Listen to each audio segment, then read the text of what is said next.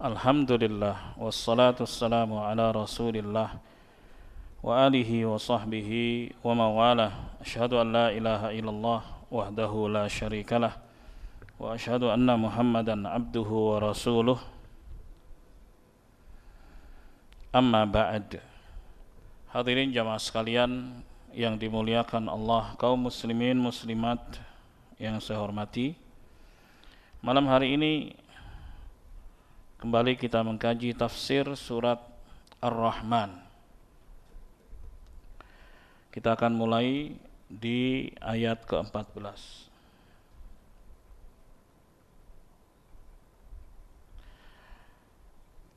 A'udzu billahi minasy syaithanir rajim. Khalaqal insana min salsalin kal fakhar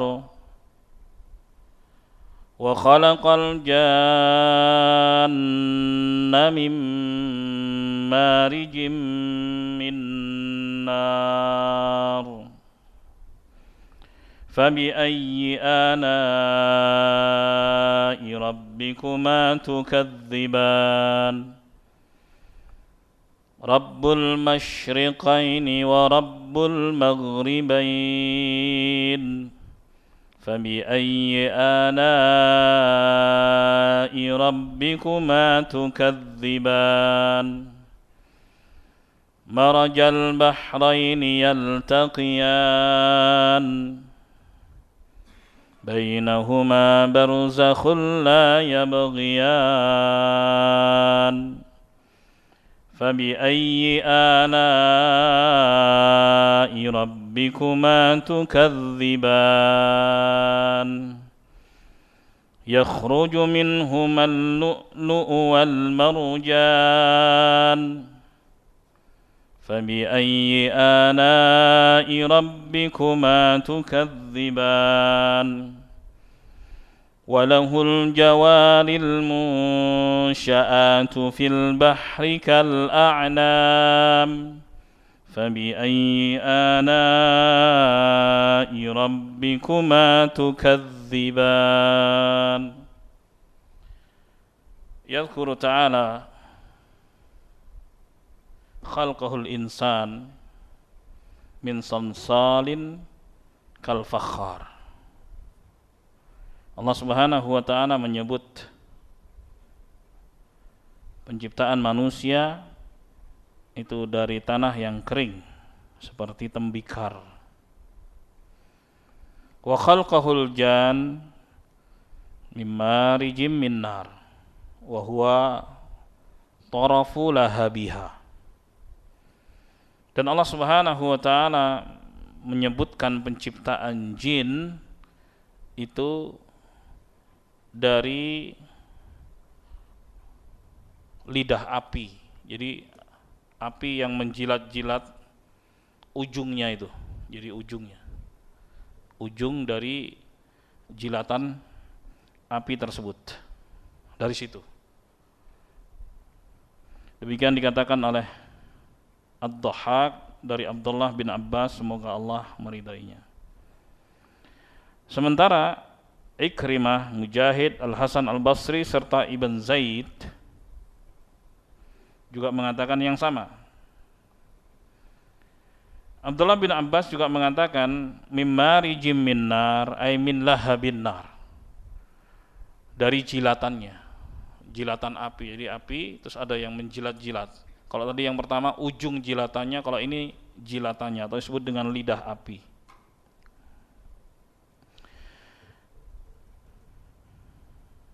Dan ini termasuk tafsiran yang terbaik. Beliau juga mengatakan min khalisin nar. Ya, dari api yang murni. Jadi api yang betul-betul apinya. Kan api itu banyak sisi-sisinya. Ini api yang murni. Itulah asal penciptaan bangsa jin.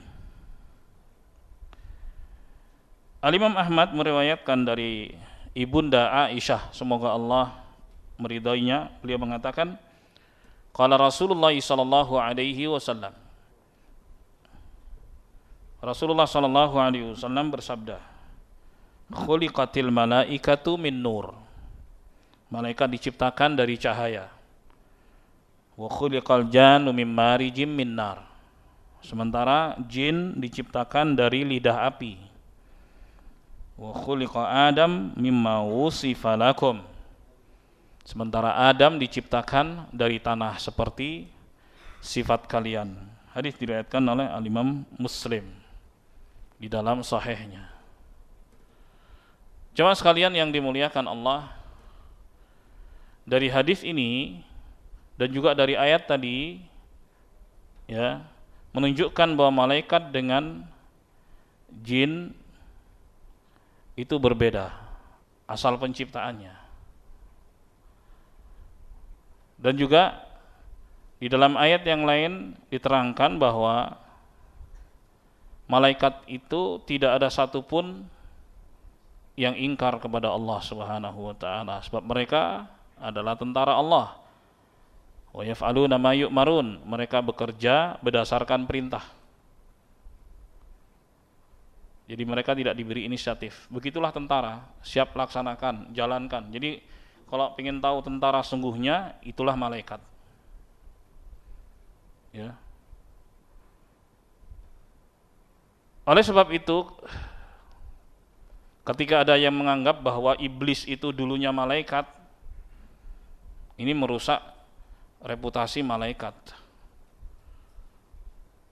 Karena iblis itu dari bangsa jin, oknum dari bangsa jin.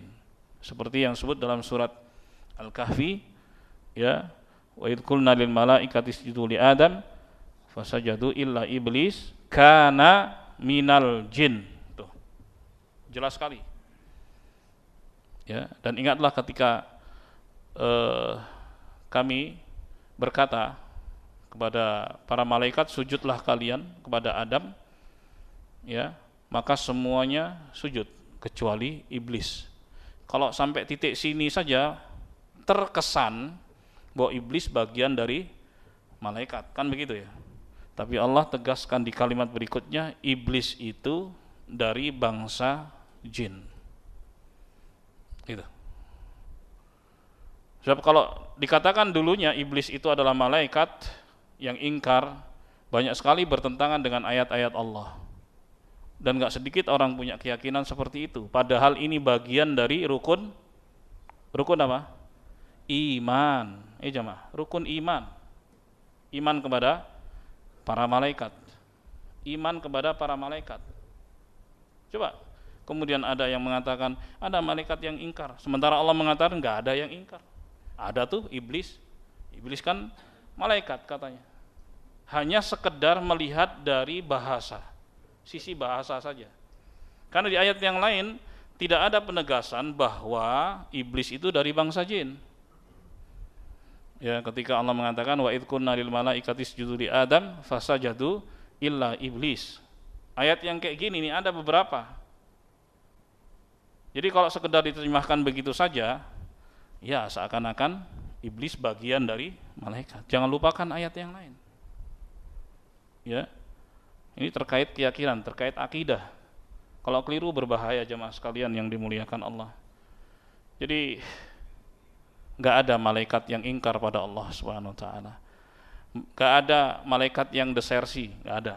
Sama sekali, mereka semua adalah tentara-tentara Allah yang selalu patuh pada Allah Subhanahu wa taala. Bahkan ketika Rasulullah SAW mohon kepada Jibril untuk lebih sering datang kepada Nabi SAW, maka Jibril mengatakan, aku ini diutus oleh Tuhan, nggak bisa datang semaunya. Demikian pula malaikat yang hendak membantu Nabi SAW. Ketika Nabi dilempari batu di Taif oleh Bani Thaqif saat berdakwah sendirian, ya udah dibuli, dilempari batu sampai berdarah. Datang malaikat penjaga gunung, diutus oleh Allah, dan dia sendiri berkata, aku datang diutus oleh Allah untuk menawarkan kepadamu bantuan agar aku timpakan gunung ini kepada mereka yang telah melempari kamu. Tuh. Jadi mereka enggak diberi inisiatif. Mereka betul-betul tentara Allah Subhanahu wa taala dan jumlahnya sangat banyak. Wa ma ya'lamu junuda rabbika illahu. Tidak ada yang tahu jumlah tentara Tuhanmu wahai Muhammad sallallahu alaihi wasallam kecuali Dia sendiri, yaitu Allah Subhanahu wa taala. Hadirin sekalian yang dimuliakan Allah.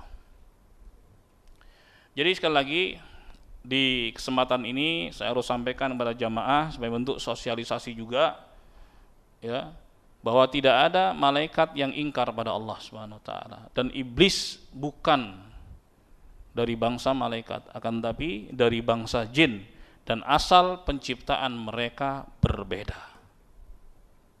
Nah. Kemudian firman berikutnya, fabi ayyi ala'i rabbikuma tukadziban. Maka nikmat Tuhan kalian manakah,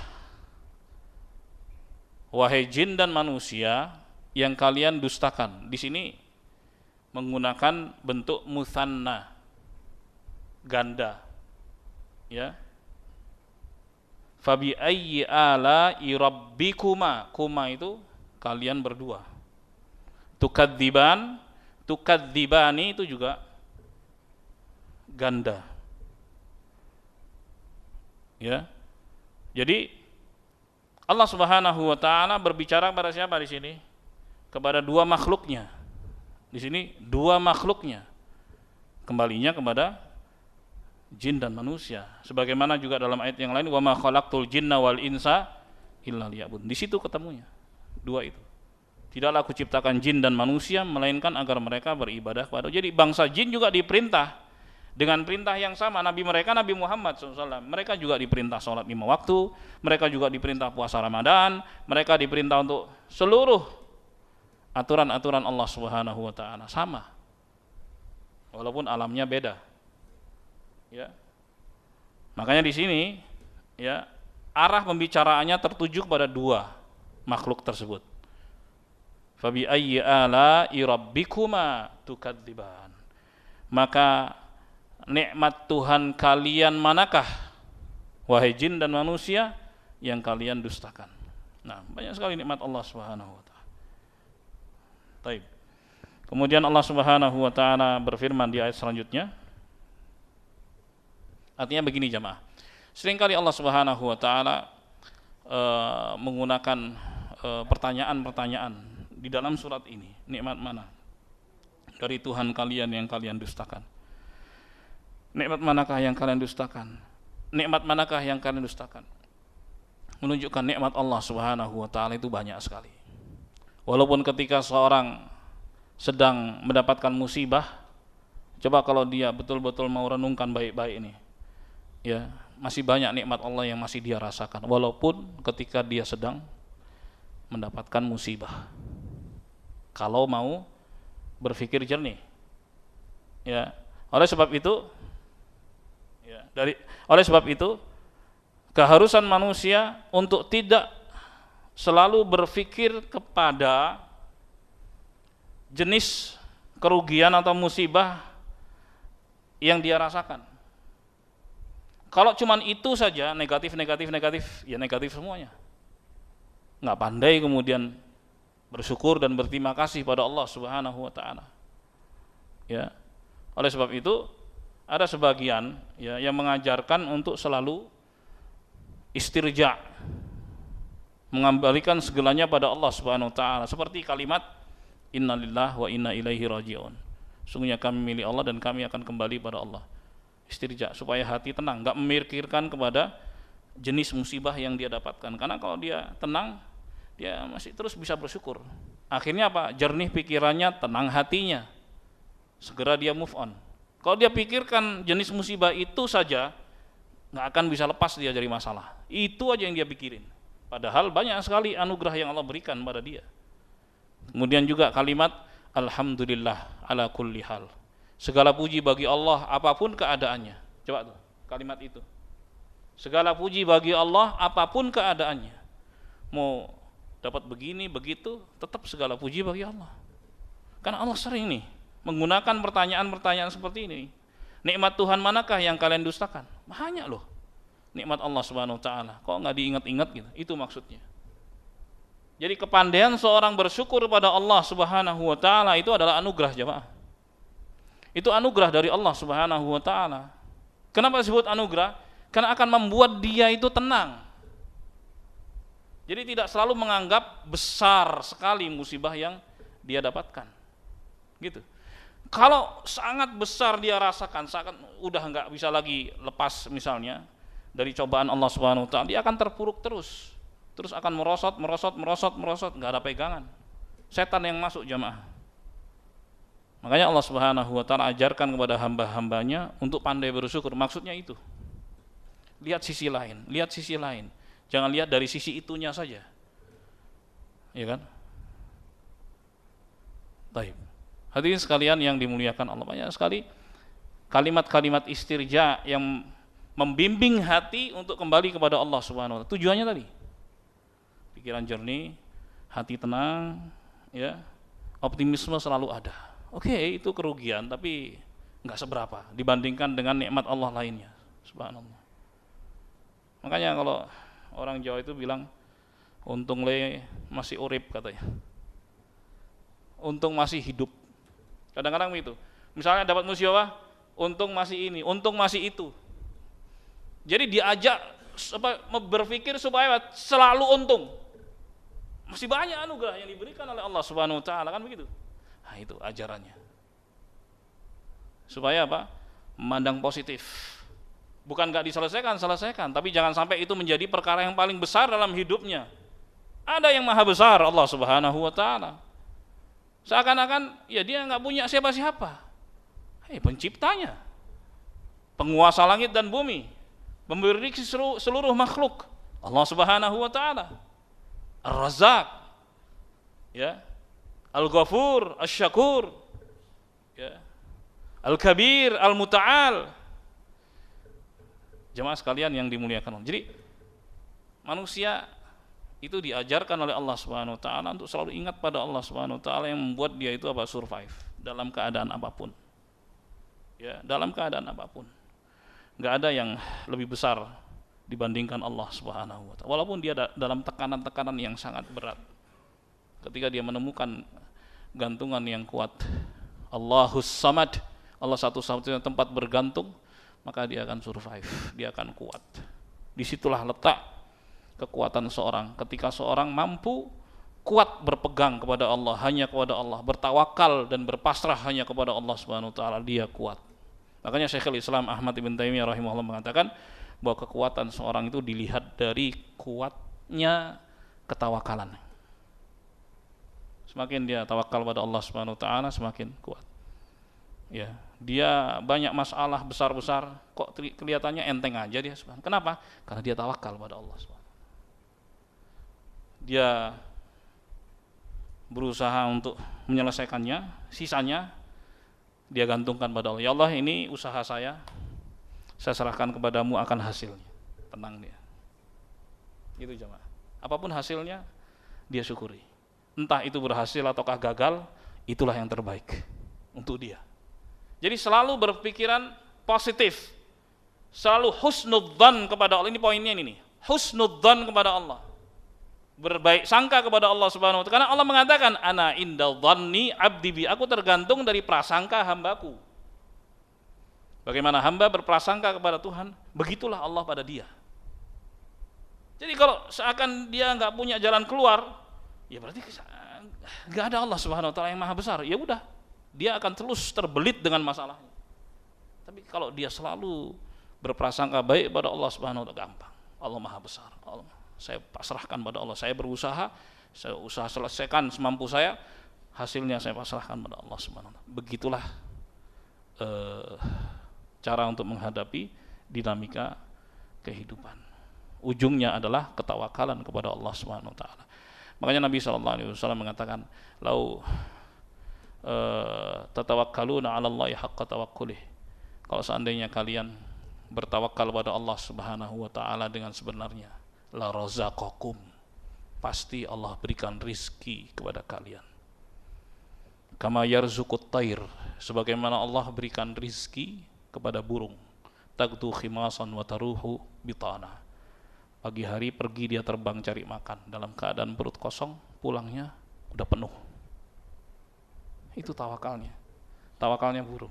Di situ ada apa? Ada usaha. Usahanya apa? Nggak diem di rumah, enggak. Aktivitas. Kerja, keluar.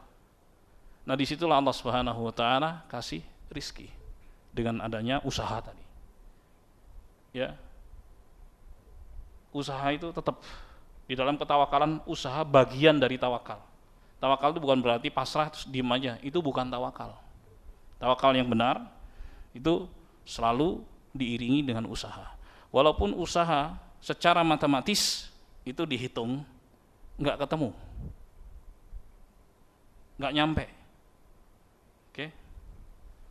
Walaupun begitu, tapi ada usaha itu, yang dinilai adalah usahanya.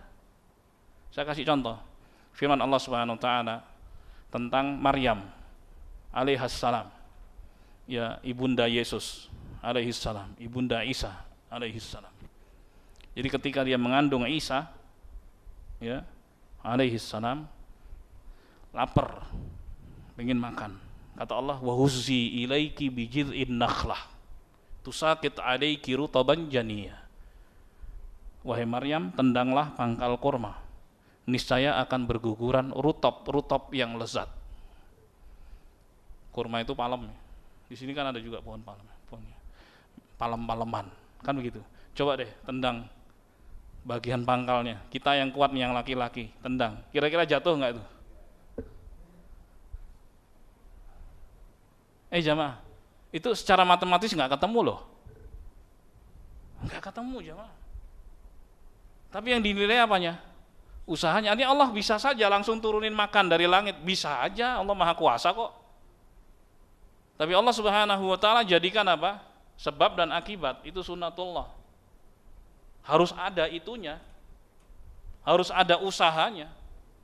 Gitu. Bukan kemudian diem aja, harus ada usahanya. Makanya sampai Nabi Muhammad SAW kalau lapar beliau keluar rumah. Itu laki-laki. Demikian pula sahabat-sahabat yang lain yang seperti Abu Bakar, Siddiq, Umar bin Khattab. Pernah nih 3 orang ketemu, keluar rumah semua. Keluar gitu. Kamu kenapa? Ya karena aku lapar. Ketemu lagi sama Umar. Loh, kamu kenapa keluar? Ya karena lapar wahai Rasulullah. Iya sama, aku pun keluar tadi karena aku lapar. Jadi keluar. Ya, cari usaha itu. Cari inspirasi, cari usaha. Keluar, laki-laki begitu, bukan diam di rumah, keluar. Cari nafkah. Gitu. Pasti Allah Subhanahu wa taala kasih petunjuk. Ya, kasih jalan, kasih inspirasi, pasti. Memang begitu caranya. Nggak boleh malas. Oleh sebab itu jamaah, kok disebut kondisi begana begini, terkesan apa? Negatif. Nggak boleh begitu. Banyak kok yang bisa diberdayakan. Ya, Indonesia apalagi kaya raya luar biasa. Dengan anugerah tanah subur yang luar biasa banyaknya. Asal mau aja jadi itu.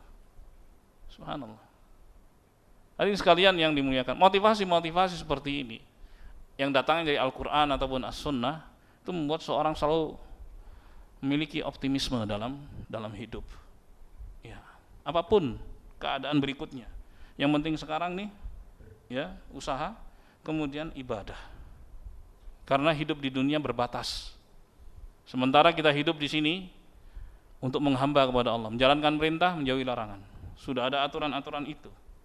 Ya, entah sampai kapan Allah Subhanahu wa taala kehendaki. Taib, antara rizki dengan ajal sudah sepaket. Kalau seorang itu masih hidup pasti ada rizkinya. Masalahnya besarannya aja. Masing-masing orang berbeda-beda. Tinggal bagaimana mengatur hati untuk bersyukur menerima itu. Ya. Kadang sebagian orang kalau kita lihat nih, ya, mungkin sebagian orangnya memandang dia nggak akan cukup itu, tapi bagi dia bisa cukup. Kok bisa begitu? Allah yang cukupkan. Ini coba deh kalau kita mau lihat masyarakat sekitar kita, kok bisa hidup? Mungkin sebagian berpikir kalau itu yang golongan ini nggak akan bisa hidup, tapi dia kok bisa? Subhanallah. Jamaah, di lautan itu ada tanaman tuh yang diem aja deh, diem aja. Nanti ada makanan datang baru dimakan, ya kan? Terus ada yang jalannya lambat.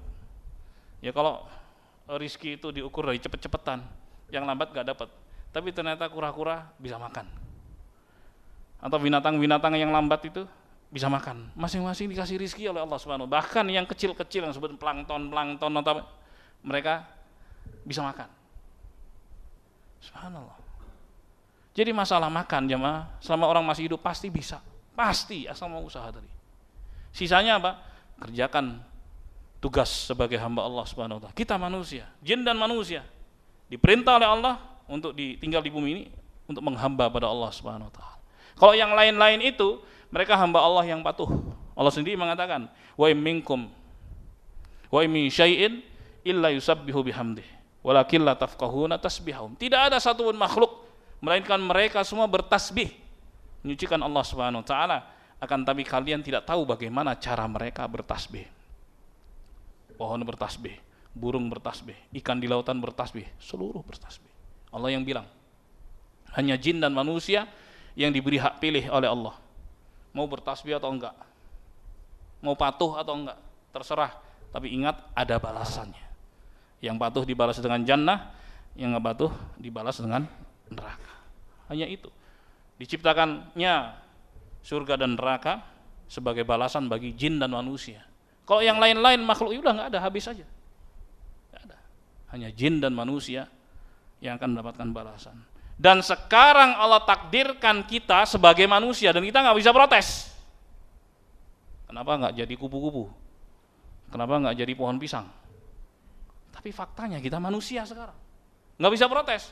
Dan setelah kita menjadi manusia, Allah kasih tahu tuh dalam Al-Quran, tugasmu wahai manusia menghamba. Udah, jangan sampai menjadi manusia yang gagal. Orang-orang kafir nanti di akhirat Allah beritakan, wa yaqulul kafiru ya laitani kuntu turaba. Orang kafir ketika melihat siksa Allah Subhanahu wa taala mengatakan apa? Duhai, seandainya dahulu aku hanyalah onggokan tanah. Kenapa dia bilang begitu? Dia protes, dia nggak terima. Sebagai manusia nggak terima, karena dia sudah menjadi manusia yang gagal. Dia berangan-angan menjadi onggokan tanah aja, karena onggokan tanah nggak diapa-apain, jemaah. Nggak diapa-apain, seluruh makhluk itu nggak diapa-apain, yang dibales hanya jin dan manusia. Itu manusia gagal tuh. Allah bocorin pada kita, tuh. Allah bocorin, ini kejadian belum? Tapi Allah Maha tahu apa yang akan terjadi, kasih tahu kita. Sekarang ini melalui Al-Quran. Jangan sampai kita seperti dia yang nyesel gitu. Oleh sebab itu mumpung masih hidup, ya, masih hayat di kandung badan, masih bisa kembali pada Allah, masih bisa beristighfar, karena batas akhir seorang itu sampai di tenggorokan sakaratul maut. Itu batas tobat. Kata Rasulullah SAW, ya innallaha yaqbalu taubatal abdi malam yugargir. Sungguhnya Allah selalu menerima tobat hambanya selama belum sampai di tenggorokan. Gitu. Masih ada sisa kehidupan nih ketika proses pencabutan nyawa dari bawah terus sampai. Masih ada sisa. Tapi begitu sampai di tenggorokan, isinya hanya penyesalan. Fir'aun, dia tobat di ujung hidupnya, tapi nggak diterima oleh Allah SWT. Kenapa? Sudah di batasnya, nggak diterima. Isinya apa jadinya? Penyesalan. Masih ada, sisa-sisa itu masih ada. Proses pencabutan nyawa. Tapi itu batas akhirnya. Soal itu jemaah, kita masih banyak kemudahan dari Allah. Apapun keadaan kita masing-masing, tetap banyak sekali kemudahan dari Allah. Syukuri itu, pakai itu untuk terus basahi lisan kita dan istighfar. Mohon ampun pada Allah Subhanahu wa taala, bertasbih, menyucikan Allah Subhanahu wa taala, bertahlil, mengucapkan la ilaha illallah dan sebagainya dari ibadah-ibadah yang diperintahkan oleh Allah Subhanahu wa taala, dan hendaknya kita bersabar dan istiqamah untuk itu. Dan Allah mengatakan fastaqim kama umirt, istiqamahlah sebagaimana engkau diperintah. Dalam ayat yang lain Allah mengatakan wa'budu rabbaka hatta ya'tiyakal yaqin, beribadahlah kepada Tuhanmu sampai mati. Dalam ayat yang lain wala tamutunna illa wa antum muslimun, jangan mati kecuali sebagai muslim.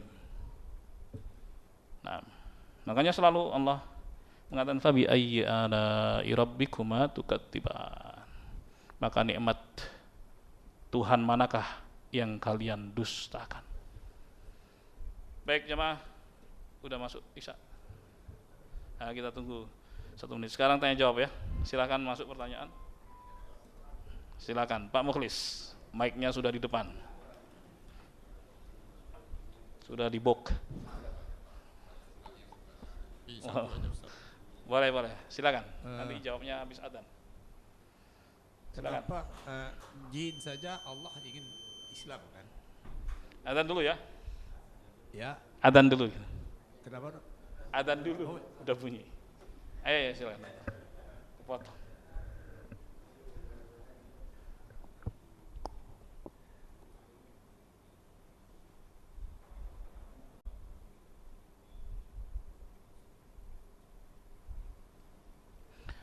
Baik, silakan Pak Mukhlis.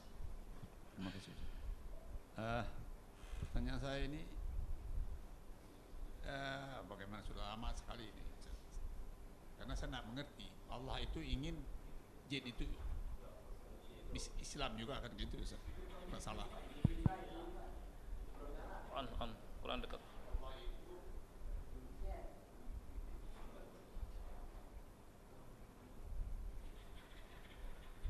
Bawahnya kali. Silakan. Ingin juga Baterainya habis kali. Coba yang on, tolong yang muda kasih. Nah itu tuh. Kasih. Yang mana? Ini nih. Nah itu bisa tuh. Baterai. Nah itu ya. Jadi jin itu mestinya ya kan Allah menghendaki Islam juga kan gitu. Udah salah tadi. Bukan. Jin itu Allah kehendaki Islam gitu maksudnya. Bukan. Sama seperti manusia. Sama. Dikasih pilihan. Jin dan manusia itu dikasih pilihan. Tapi dengan balasan gitu atas pilihan tersebut.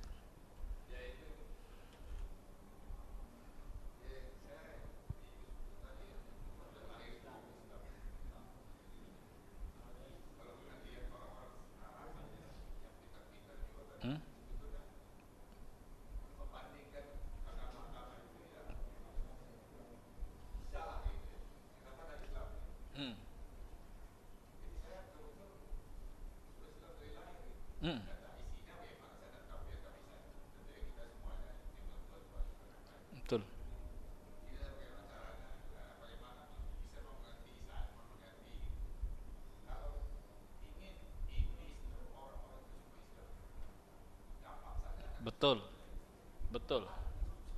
Betul. Dia maunya Allah begitu memang. Jadi kalau misalnya kenapa sih Allah juga bilang bisa Allah bikin semuanya itu beriman tuh bisa, ya kan? Tapi itulah yang dikehendaki Allah. Udah terjadi mau gimana? Maunya begitu. Dan dalam ayat la yus'alu amma yaf'al, Allah tidak ditanya atas apa yang dia perbuat. Akhirnya bikin diam kita dong. Udah nggak menanya lagi. Mau mempertanyakan Allah nggak bisa, karena Allah tidak ditanya atas apa yang dia perbuat, gitu. Itu kehendaknya. Baik, alhamdulillah. Berikutnya silakan jemaah. Ayo. Silakan. Gantian satu-satu. Kasih. Cepat. Berdiri. Cepat. Gitu.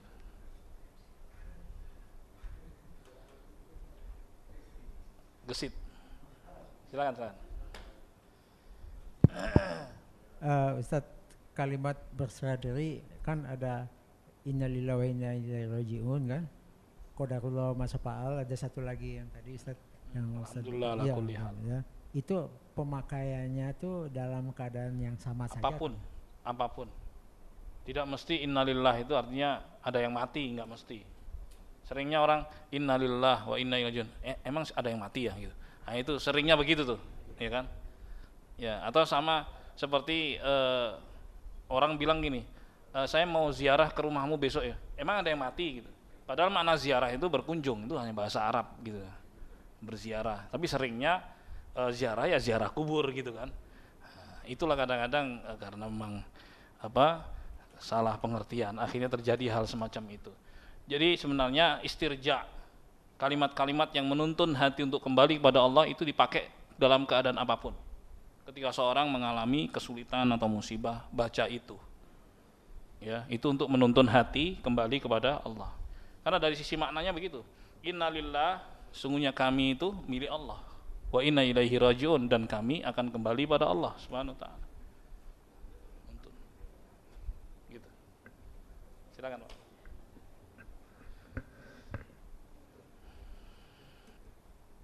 Bismillah, Ustadz, hikmah apa yang kita bisa dapatkan dari perjalanan hidup itu? Misalnya kelihatannya orang ini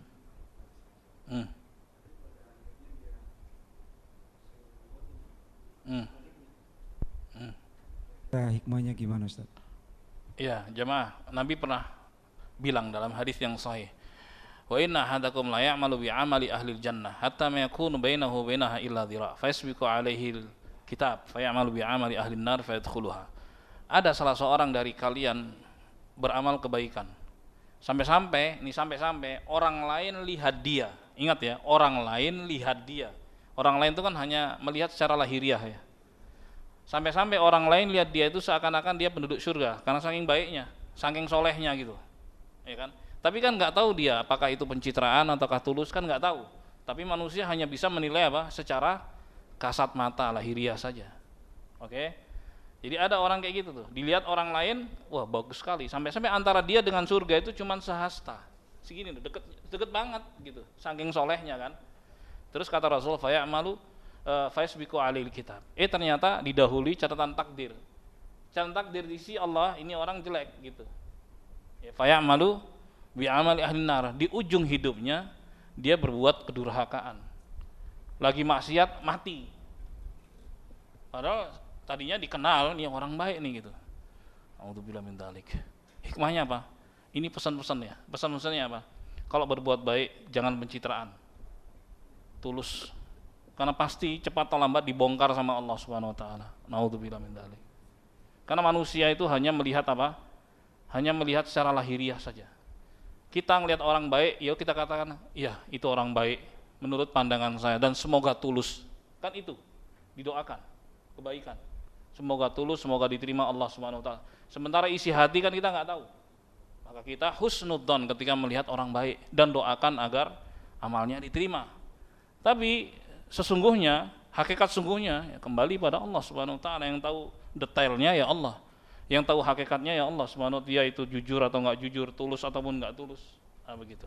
Nah, itu di antara hikmahnya. Perintah untuk apa? Selalu jujur dan tulus bersama Allah Subhanahu wa taala dalam beramal. Oke, ada lagi? Silakan jemaah.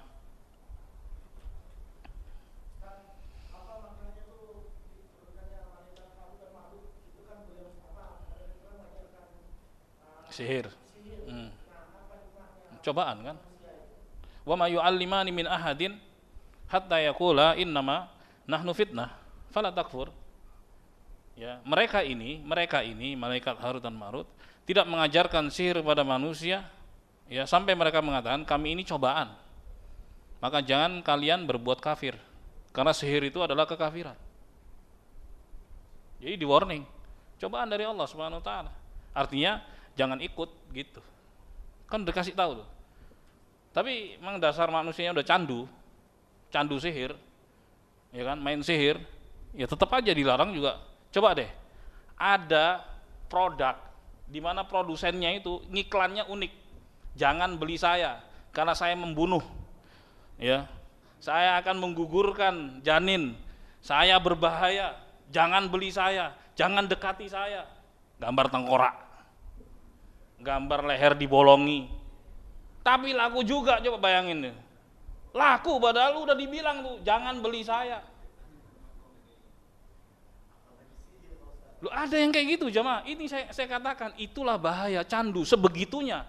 Dikasih bukti-bukti buruk pun namanya udah candu, rusak jadinya. Akhirnya tetap aja dibeli. Bahkan itu menjadi pendapatan terbesar loh. Padahal di warning kayak gitu. Mana ada orang iklan itu, iklan kan beli ini bagus, ini Masya Allah bagus, kan begitu. Ini berani-berani bilang jangan beli saya ini jelek, saya ini buruk, bisa bunuh Anda, bisa gugurkan janin, macam-macam. Tapi laku nggak? Itu gambarannya tadi. Jadi malaikat itu tadi, itu sebagai apa? Cobaan dari Allah Subhanahu wa taala kepada manusia-manusia yang hidup di zaman itu. Jangan belajar sihir, bahaya. Tapi mereka masih juga ambil dan pelajari ilmu sihir tersebut. Itu maknanya. Allahul musta'an. Hadirin sekalian yang dimuliakan Allah, hati-hati jangan sampai menjadi manusia-manusia seperti ini. Datang petunjuk-petunjuk dari Allah Subhanahu wa taala kemudian ditolak. Yang rugi siapa? Rugi diri sendiri. Allahul musta'an. Demikian. Masih berapa menit? 3 menit, satu lagi pertanyaan, silakan.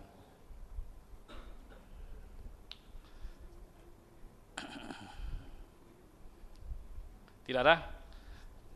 Pak Zen, silakan Pak Zen. Itu manusia dan jin yang baik-baik. Ya. Ya. Ini pertanyaan bagus. Ini bahas oleh Ibnul Qayyim rahimahullah. Ya. Jadi manusia yang baik dan jin yang baik itu akan mendapatkan balasan kebaikan. Ya, sepakat para ulama. Lalu yang enggak sepakat, apakah jin dibalas dengan masuk surga? Itu ada khilaf. Sebagian ulama mengatakan enggak. Jin enggak masuk surga, tapi jin dibebaskan dari api neraka. Tapi sebagian lainnya mengatakan jin juga dibalas dengan balasan yang sama. Dalil-dalilnya sama-sama kuat. Tapi saya condong mengatakan bahwa bangsa jin juga ya masuk surga bagi yang baik, bagi yang muslim. Nah, walaupun memang ada silang pendapat. Pertanyaannya, bisa nggak ketemu dan melihat? Allahu a'lam, di akhirat nggak ada berita tentang itu. Kalau di dunia ada beritanya, kita nggak akan bisa melihat bangsa jin. Ya, kita nggak akan bisa melihat bangsa jin. Innahu yarakum huwa wa qabiluhu min haitsu la tarawnahum. Sungguhnya iblis dan bangsanya, bangsa jin, bisa melihat kalian sementara kalian nggak akan bisa melihat mereka. Kita nggak akan mungkin bisa melihat bangsa jin. Menampakkan itu palsu. Palsu, itu palsu. Itu bukan aslinya kayak gitu.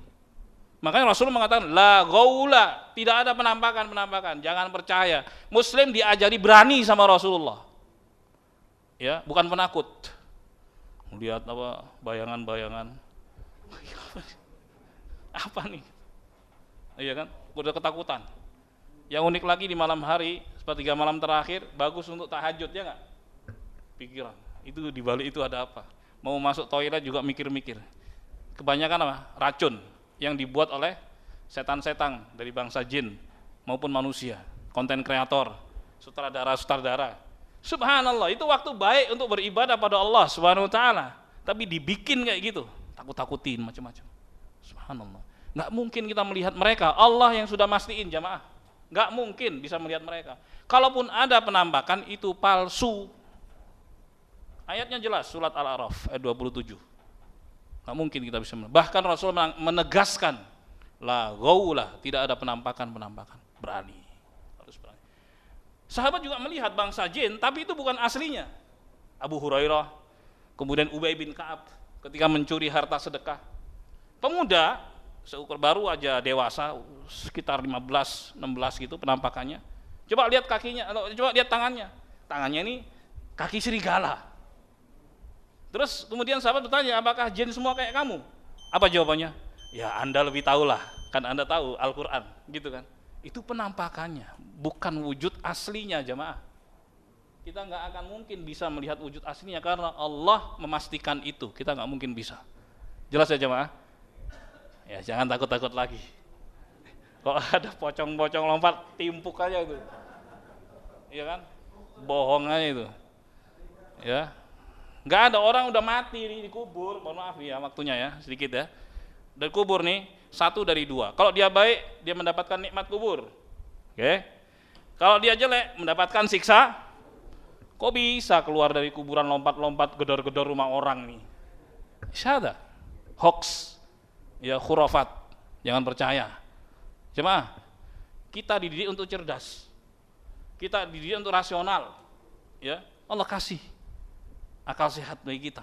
Allah kasih bimbingan kita nih. Kalau kita nggak punya pengetahuan ini terkait hal-hal gaib, bisa saja kita ditipu oleh para penipu tersebut dengan maksud yang macam-macam itu. Nah, dengan pengetahuan semacam ini, seorang muslim menjadi apa? Berani dia. Berani untuk apa? Beribadah pada Allah Subhanahu wa taala di malam hari, ya, nggak ada rasa takut di situ. Justru semakin dekat dia dengan Tuhan, sendirian mohon pada Allah Subhanahu wa taala. Nah, jadi demikian. Jelas ya? Terima kasih. Alhamdulillahirabbil alamin. Mohon maaf atas kurangannya. Dan kajian ini saya rekam juga di Instagram ya, di